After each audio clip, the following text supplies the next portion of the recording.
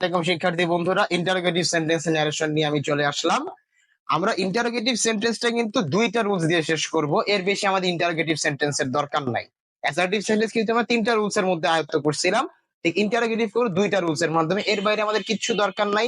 ইনশাআল্লাহ এর মধ্যেই ভালো কিছু হবে। আমরা চলে যাই। দেখো, প্রথম যে রুলসটা দুইটার মধ্যে, প্রথম রুলসটা হচ্ছে যদি রিপোর্টেড স্পিচ অক্সিলারি ভার্ব দ্বারা শুরু হয় এবং সেই স্পিচটার যদি উত্তরে হ্যাঁ বা না আসে, অর্থাৎ হ্যাঁ বা না মূলক হয়, যে কথাটা আমি বলছি, তবে ইফ বা হোয়েদার বসে। তুমি দুইটার যে কোনো একটাই বসাইতে পারো, যে কোনো একটা তুমি বসাইতে পারো, কোনো সমস্যা নেই। ইফ বসাও, হোয়েদার বসাও, কোনো তারা নাই। বাট খেয়াল রাখতে হবে কি, দুইটা কন্ডিশন। এক, আমার এই ইন্টারোগেটিভ সেন্টেন্সটা অক্সিলারি ভার্ব দিয়ে শুরু হইতেছে, ডব্লিউএইচ ওয়ার্ড দিয়ে শুরু হইলে কিন্তু সমস্যা, সেটা কিন্তু হচ্ছে না। অক্সিলারি ভার্ব দিয়ে হইতে হবে, যেন ভার্বের জ্ঞান থাকাটা কিন্তু জরুরি। অক্সিলারি ভার্ব দিয়ে শুরু হচ্ছে এবং সেটার উত্তর হ্যাঁ বা নাতে আসবে, অল্টার কিছু আসবে না, হ্যাঁ বা নাতেই আসবে। তখন আমার এই রুলসটা খাটবে, আদারওয়াইজ জিনিসটা নর্মাল ন্যারেশনের আওতায় পড়ে যাবে।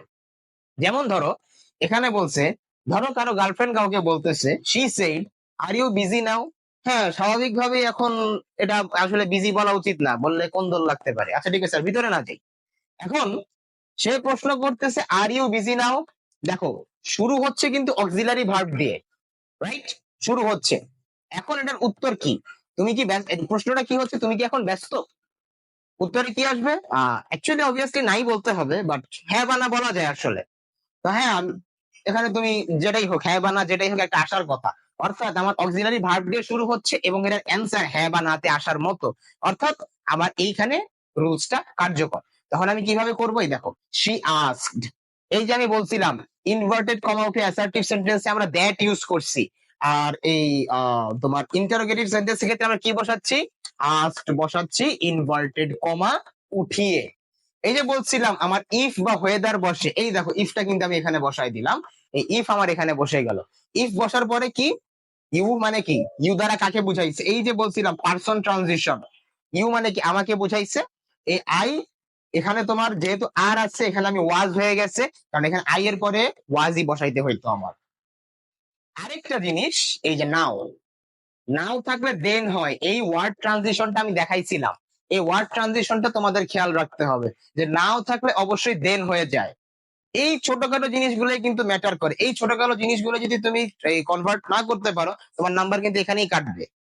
সো এটা নিয়ে আমাদের একটু খেয়াল রাখা উচিত। তো যেখানে আমরা ছিলাম, যে কি হইলো, নরমালি আস্কড বসলো, ইফ বসলো, ইফ আই ওয়াজ বিজি দেন, অর্থাৎ সে জিজ্ঞেস করছিল আমি তখন ব্যস্ত ছিলাম কি ছিলাম না। ওকে, এটা হচ্ছে আমাদের প্রথম রুলস। এরপর আমরা চলে যাব সেকেন্ড রুলসে, ট্যাগ কোয়েশ্চেনের রুলস। ট্যাগ কোয়েশ্চেনের রুলস এর ক্ষেত্রে খেয়াল রাখতে হবে, হোপড বা অ্যাজিউমড দ্যাট বসে। একটা জিনিস আমাদের এক্সট্রা, একটা জিনিস মনে রাখবা, ট্যাগ কোয়েশ্চেন মানে কি? ট্যাগ কোয়েশ্চেন যে জিনিসটা ছিল, সেই জিনিসটা আমাদের একটু খেয়াল রাখতে হবে। ট্যাগ কোয়েশ্চেন জিনিসটাই কিন্তু তোমার অ্যাজিউম করার জন্য, যেটা হচ্ছে কি হচ্ছে না, দেখা যাচ্ছে কি যাচ্ছে না, হ্যাঁ বা না মূলক একটা জিনিস এখানে মানে মিন করে ফেলে। তো এই জন্য যেহেতু হ্যাঁ বা না মূলক একটা জিনিস মিন করে, এখানে কিন্তু আমাদের সেই ইফের রুলসটা, এক নম্বর রুলসটা যেটা ইন্টারোগেটিভের, সেটা কার্যকর, সেটা আমাদের বসাতে হবে। ওকে, এখন সেক্ষেত্রে দেখো, আমার উদাহরণে যদি আমি চলে যাই, she said you look sick don't you. অর্থাৎ জিনিসটার বাংলা মিনিংটা কি আসে, তোমাকে অসুস্থ মনে হচ্ছে, তাই নয় কি? অর্থাৎ জিনিসটা অ্যাকচুয়ালি হ্যাঁ এর দিকেই পুশ করে দেয়। সো আলটিমেটলি ট্যাগ কোয়েশ্চেনের কাজই হচ্ছে হ্যাঁ বা না এর দিকে পুশ করা। তো সেই জিনিসটা যদি আমরা দেখি, আমরা ইনডিরেক্টে যদি চলে যাই, দেখো সেই আস্কড বসে যাচ্ছে স্বভাব চরিত্রের ভাবে। আমি বলছিলাম যে হ্যাঁ বা না মূলক যেহেতু বোঝাচ্ছে, আর সেই ক্ষেত্রে এখানে ইফ এর রুলসটা আমার কার্যকর হয়। এই জন্য আমি এখানে ইফ বসাইলাম। তাহলে she asked if I looked sick. এই যে লুক ছিল প্রেজেন্ট ইনডিফিনিট, বানাই দিলাম past indefinite, looked sick. And hoped বা অ্যাজিউমড দ্যাট, হোপড দ্যাটও তোমরা লিখতে পারো, অ্যাজিউমড দ্যাটও তোমরা লিখতে পারো, যেটাই লিখো সেটাই সঠিক হবে। ওকে, মানে এন্ড কথাটা আমার আলগা অ্যাড করতে হয় কানেক্টরের মতো করে। এন্ড হোপড বা or assumed that I did.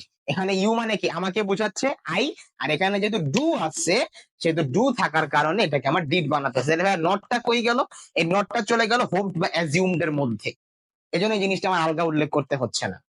ওকে, এই হচ্ছে তোমার ইন্টারোগেটিভ সেন্টেন্সের ন্যারেশন। দুইটা স্টেপ আমি বলছিলাম, এই দুইটা step is more than enough. আশা করি এর মধ্যেই হয়ে যাবে, আর তোমাদের কোনো প্রবলেম হবে না। নেক্সট ক্লাসে আমরা আলোচনা করব ইম্পারেটিভ সেন্টেন্স নিয়ে। আজকের ক্লাস এখানেই সমাপ্ত।